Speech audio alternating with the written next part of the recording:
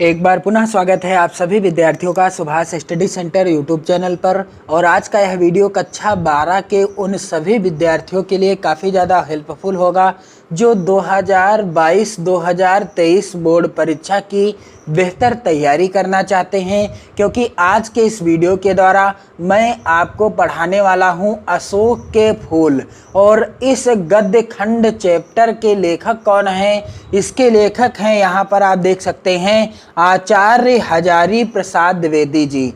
अशोक के फूल जो कि हिंदी गद्य खंड का चौथा पाठ है और जिसके लेखक कौन हैं? आचार्य हजारी प्रसाद द्विवेदी जी। आचार्य हजारी प्रसाद द्विवेदी जी। तो मैं आपको इस पाठ की सरल हिंदी व्याख्या बताऊंगा, क्योंकि जो गद्यांश आधारित प्रश्न आते हैं उसमें एक प्रश्न और आता है जिसमें पूछा जाता है रेखांकित अंश की व्याख्या। तो इसलिए मैं आपको सरल हिंदी व्याख्या बताऊंगा। हो सकता है कहीं से भी गद्यांश आ जाए इस पाठ का और उस गद्यांश में कहीं पर भी रेखा खींची हो, उसकी आपको रेखांकित अंश की व्याख्या करनी हो। इसलिए पहले तो मैं आपको सभी पाठों का सरल हिंदी व्याख्या से रिलेटेड वीडियो उपलब्ध कराऊंगा। इसके बाद जो गद्यांश आधारित प्रश्न आते हैं आपकी बोर्ड परीक्षा में, उन सभी से रिलेटेड वीडियो उपलब्ध कराऊंगा। तो आप 2022-2023 बोर्ड परीक्षा की बेहतर तैयारी करना चाहते हैं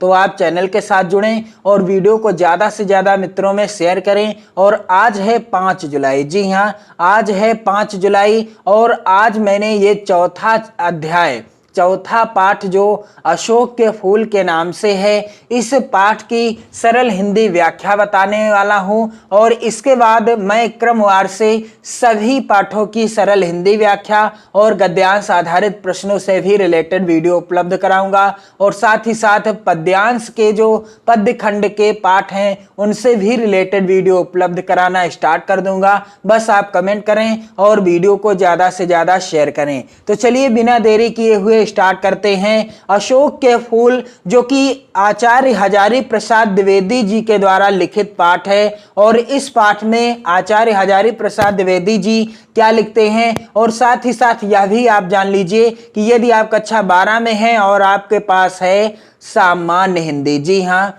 यदि आपके पास सामान्य हिंदी है अथवा आपके पास साहित्यिक हिंदी है अथवा आप इस वर्ष साहित्यिक हिंदी विषय को चुन चुके हैं, तो आज का यह वीडियो आप सभी के लिए महत्वपूर्ण होगा। क्योंकि जो यह पाठ है अशोक के फूल, साहित्यिक हिंदी और सामान्य हिंदी दोनों विषयों के छात्रों को पढ़ना है, इसलिए आप सभी के लिए यह वीडियो महत्वपूर्ण होगा। तो चलिए बिना देरी किए हुए स्टार्ट करते हैं। आचार्य हजारी प्रसाद द्विवेदी जी लिखते हैं कि अशोक में फिर फूल आ गए हैं। अशोक में फिर फूल आ गए हैं। इन छोटे छोटे लाल लाल पुष्पों के मनोहर स्तवकों में कैसा मोहक भाव है। बहुत सोच समझकर कदर्प देवता ने लाखों मनोहर पुष्पों को छोड़कर सिर्फ 5 को ही अपने तुड़ीर में स्थान देने योग्य समझा था। एक यह अशोक ही है। कदर्प देवता ने लाखों मनोहर पुष्पों को छोड़कर सिर्फ 5 पुष्पों को ही अपने तुरीड़ में स्थान देने के योग्य समझा था। उनमें से अशोक का फूल एक प्रमुख है, लेकिन पुष्पित अशोक को देखकर मेरा मन उदास हो जाता है। हजारी प्रसाद द्विवेदी जी कहते हैं, लेकिन पुष्पित अशोक को देखकर मेरा मन उदास हो जाता है। डॉक्टर हजारी प्रसाद द्विवेदी जी कहते हैं कि जब मैं पुष्पित अशोक को देखता हूं तो मेरा मन उदास हो जाता है, इसलिए नहीं कि सुंदर वस्तुओं को हतभाग्य समझने में मुझे कोई विशेष रस मिलता है। कुछ लोगों को मिलता है वह बहुत दूरदर्शी होते हैं। जिन लोगों को रस मिलता है वो बहुत दूरदर्शी होते हैं। जो भी सामने पड़ गया उसके जीवन के अंतिम मुहूर्त तक का हिसाब वह लगा लेते हैं। जो भी उनके सामने पड़ गया वह उसके जीवन के अंतिम मुहूर्त तक का हिसाब लगा लेते हैं। मेरी दृष्टि इतनी दूर तक नहीं जाती। आचार्य हजारी प्रसाद द्विवेदी जी क्या कहते हैं? हैं कि मेरी दृष्टि तो इतनी दूर तक नहीं जाती है, फिर भी मेरा मन इस फूल को देखकर उदास हो जाता है। फिर भी मेरा मन क्या हो जाता है? इस फूल को देख करके उदास हो जाता है। असली कारण तो मेरे अंतर्यामी ही जानते होंगे। मेरे मन का उदास हो जाना, और क्यों उदास हो जाता है मेरा हृदय, मेरा मन, यह तो मेरे अंतर्यामी ही जानते होंगे। कुछ थोड़ा सा मैं भी अनुमान कर सकता हूं, बताता हूं। आचार्य हजारी प्रसाद द्विवेदी जी कहते हैं कि मुझे थोड़ा थोड़ा अनुमान है कि मेरा मन किस लिए उदास होता है। तो वह आगे क्या बतलाते हैं?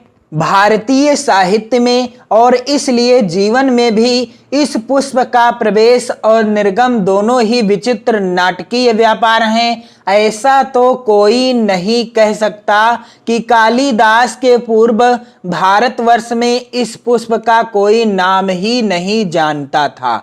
ऐसा कोई नहीं कह सकता कि कालिदास के पूर्व इस पुष्प को भारतवर्ष में कोई नहीं जानता था या इसका कोई नाम ही नहीं जानता था।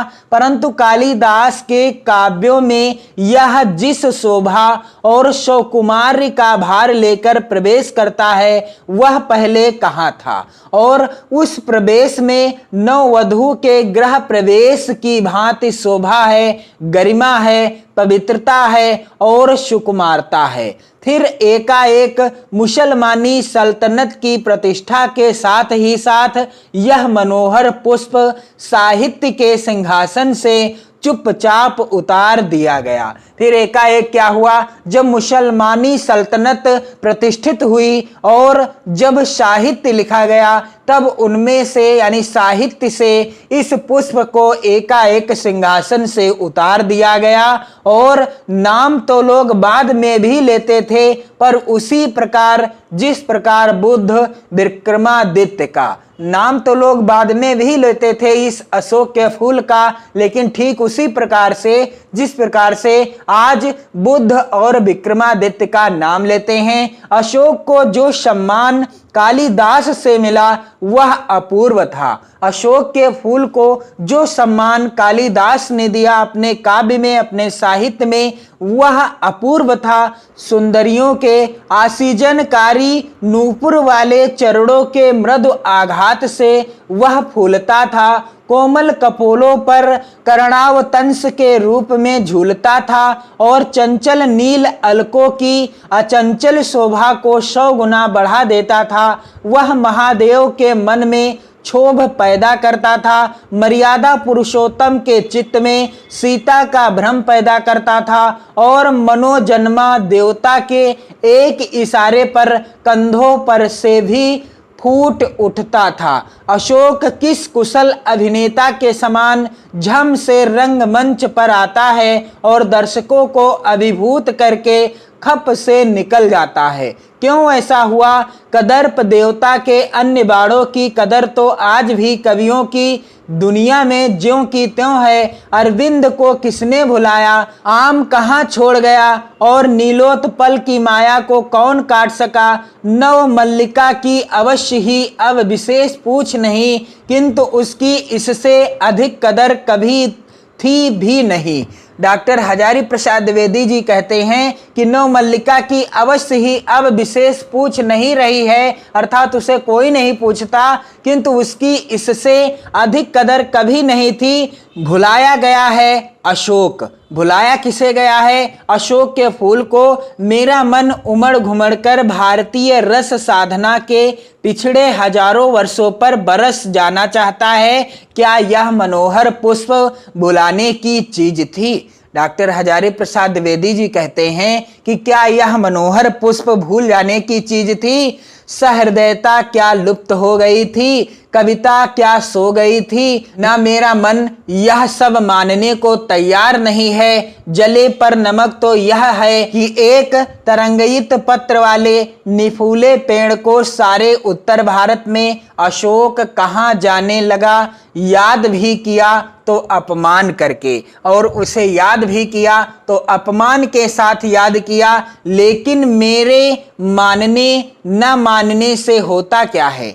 आचार्य हजारी प्रसाद द्विवेदी जी लिखते हैं कि मेरे मानने न मानने से क्या होता है, ईस्वी सन के आरंभ के आसपास अशोक का शानदार पुष्प भारतीय धर्म, साहित्य और शिल्प में अद्भुत महिमा के साथ आया था। उसी समय शताब्दियों के परिचित यक्षों और गंधर्वों ने भारतीय धर्म साधना को एकदम नवीन रूप में बदल दिया था। पंडितों ने शायद ठीक ही सुझाया है कि गंधर्व और कंदर्प वस्तुतः एक ही शब्द के भिन्न भिन्न उच्चारण हैं। कंदर्व देवता ने यदि अशोक को चुना है तो यह निश्चित रूप से एक आर्येतर सभ्यता की देन है और इन आर्येतर जातियों के उपास्य वरुण थे। इन आर्येतर जातियों के उपास्य कौन थे? वरुण थे, कुबेर थे, वज्रपाणी यक्षपति थे। और कंदर्प यद्यपि काम देवता का नाम हो गया है, तथापि है वह गंधर्व का ही पर्याय। तथापि है किसका पर्याय? गंधर्व का ही पर्याय है। शिव से भिड़ने जाकर एक बार यह पिट चुके थे। एक बार क्या हुआ, ये शिव से भिड़ने गए और पिट गए। विष्णु से डरते थे और बुद्ध देव से भी टक्कर लेकर लौट आए थे। भगवान विष्णु से भी डरते थे और महात्मा बुद्ध से टक्कर लेकर लौट आए थे। लेकिन कंदर्प देवता हार मानने वाले जीव न थे।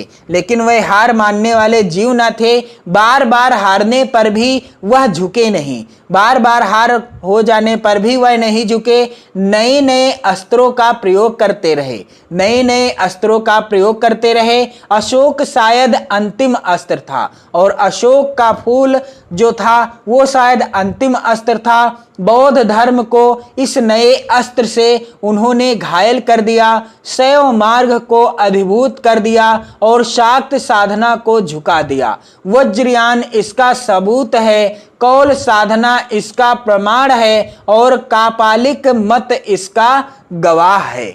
आचार्य हजारी प्रसाद द्विवेदी जी कहते हैं कि बौद्ध धर्म को इस नए अस्त्र से उन्होंने घायल कर दिया, शैव मार्ग को अभिभूत कर दिया और शाक्त साधना को झुका दिया। वज्रयान इसका क्या है? सबूत है। कौल साधना इसका प्रमाण है और कापालिक मत इसका गवाह है।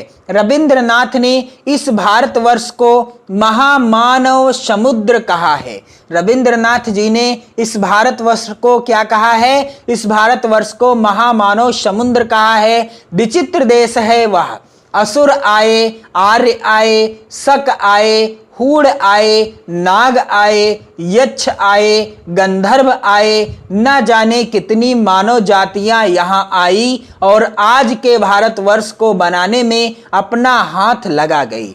रविंद्रनाथ जी ने कहा है कि भारतवर्ष महामानव समुद्र है। क्यों? क्योंकि यह देश विचित्र है। असुर यहाँ पर आए, आर्य आए, शक आए, हूण आए, नाग आए, यक्ष आए, गंधर्व आए और न जाने कितनी मानव जातियां यहाँ आई और आज के भारतवर्ष को बनाने में अपना हाथ लगा गई। जिसे हम हिंदू रीति नीति कहते हैं, वह अनेक आर्य और आर्येतर उपादानों का अनुभूत मिश्रण है। एक एक पशु, एक एक पक्षी न जाने कितनी स्मृतियों का भार लेकर हमारे सामने उपस्थित हैं। अशोक की भी अपनी स्मृति परंपरा है, आम की भी है, बकुल की भी है, चंपे की भी है। सब क्या हमें मालूम है? जितना मालूम है उसी का अर्थ क्या स्पष्ट हो सका है? न जाने किस बुरे मुहूर्त में मनोजन्मा देवता ने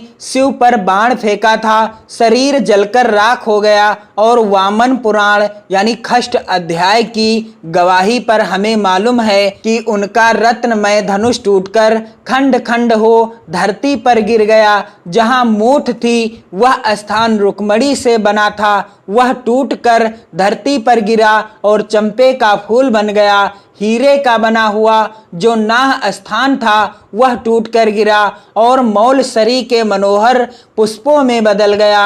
अच्छा ही हुआ इंद्र नील मणियों का बना हुआ कोट देश भी टूट गया और सुंदर पाटल पुष्पों में परिवर्तित हो गया। यह भी बुरा नहीं हुआ, लेकिन सबसे सुंदर बात यह हुई कि चंद्रकांत मणियों का बना हुआ मध्य प्रदेश टूटकर चमेली बन गया और विद्रुम की बनी निम्नतर कोटि वेला बन गई। स्वर्ग को जीतने वाला कठोर धनुष जो धरती पर गिरा तो कोमल फूलों में बदल गया। स्वर्गीय वस्तुएं धरती से मिले बिना मनोहर नहीं होती। जो स्वर्गीय वस्तुएं होती हैं वो धरती से मिले बिना मनोहर नहीं हो सकती। परंतु मैं दूसरी बात सोच रहा हूँ, आचार्य हजारी प्रसाद द्विवेदी जी क्या कहते हैं, परंतु मैं दूसरी बात सोच रहा हूँ, इस कथा का रहस्य क्या है?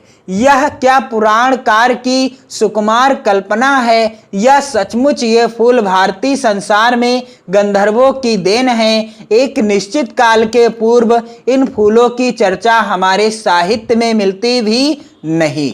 आचार्य हजारी प्रसाद द्विवेदी जी क्या कहते हैं कि क्या यह पुराणकार की सुकुमार कल्पना है या सचमुच ये फूल भारतीय संसार में गंधर्वों की देन है? क्योंकि इस निश्चित काल के पूर्व इन फूलों की चर्चा हमारे साहित्य में मिलती भी नहीं। सोम तो निश्चित रूप से गंधर्वों से खरीदा जाता था। सोम जो था वह तो निश्चित रूप से गंधर्वों से ही खरीदा जाता था। ब्राह्मण ग्रंथों में यज्ञ की विधि में यह विधान सुरक्षित रह गया है। और ये फूल भी क्या उन्हीं से मिले? क्या ये फूल भी उन्हीं से मिले हैं? कुछ बातें तो मेरे मस्तिष्क में बिना सोचे ही उपस्थित हो रही हैं। यक्षों और गंधर्वों के देवता कुबेर, सोम, अप्सराएं यद्यपि बाद के ब्राह्मण ग्रंथों में भी स्वीकृत हैं, तथापि पुराने साहित्य में आप देवता के रूप में ही मिलते हैं। बौद्ध साहित्य में तो बुद्ध देव को ये कई बार बाधा देते हुए बताए गए हैं। महाभारत में ऐसी अनेक कथाएं आती हैं जिनमें संतानार्थिनी स्त्रियां वृक्षों के अपदेवता यक्षों के पास संतान कामिनी होकर जाया करती थी। यक्ष और यक्षिणी साधारणतः विलासी और उर्वरता जनक देवता समझे जाते थे। कुबेर तो अक्षय निधि की अधीश्वर भी हैं। यक्षमा नामक रोग के साथ भी इन दोनों का संबंध जाता है। भरहुत, बोधगया, सांची आदि में उत्कीर्ण मूर्तियों में संतानार्थिनी स्त्रियों का यक्षों के सानिध्य के लिए वृक्षों के पास जाना अंकित है। और इन वृक्षों के पास अंकित मूर्तियों की स्त्रियां प्रायः नग्न हैं, केवल कट देश में एक चौड़ी मेखला पहने हैं। और अशोक इन वृक्षों में सर्वाधिक रहस्यमय है। सुंदरियों के चरण ताड़न से उसमें दोहद का संचार होता है। और परवर्ती धर्म ग्रंथों से यह भी पता चलता है कि चैत्र शुक्ल अष्टमी को व्रत करने और अशोक की 8 पत्तियों के भक्षण से, चैत्र शुक्ल अष्टमी का व्रत करने और अशोक की 8 पत्तियों के भक्षण से स्त्री की संतान कामना फलवती होती है। स्त्री की संतान कामना क्या होती है? फलवती होती है, अर्थात उसे संतान प्राप्ति हो जाती है। अशोक कल्प में बताया गया है कि अशोक के फूल 2 प्रकार के होते हैं, सफेद और लाल। अशोक के फूल कितने प्रकार के होते हैं? 2 प्रकार के होते हैं, सफेद और लाल। सफेद तो तांत्रिक क्रियाओं में सिद्धिप्रद समझकर व्यवहारत होता है और लाल स्मरण वर्धक होता है। और इन सारी बातों का रहस्य क्या है? मेरा मन प्राचीन काल के कुंजटिकाच्छन्न आकाश में दूर तक उड़ना चाहता है। हाय, पंख कहाँ है? आचार्य हजारी प्रसाद द्विवेदी जी क्या कहते हैं कि मेरा मन तो प्राचीन काल के इन कुंजटिकाच्छन्न आकाश में दूर तक उड़ना चाहता है, लेकिन पंख नहीं है। तो मैंने आपको इस पाठ की इतनी सरल हिंदी व्याख्या बता दी है। अब इसके आगे यहाँ पर आप देख सकते हैं, वह मुझे प्राचीन युग की बात मालूम होती है। यहाँ से मैं आपको अगले वीडियो में सरल हिंदी व्याख्या बताऊंगा और इसके बाद गद्यांश आधारित प्रश्नों से भी रिलेटेड वीडियो आपको मिलना स्टार्ट हो जाएंगे। और आप चैनल के साथ जुड़ें, 2022-2023 बोर्ड परीक्षा की बेहतर तैयारी करें और वीडियो को शेयर भी करते रहें। जय हिंद।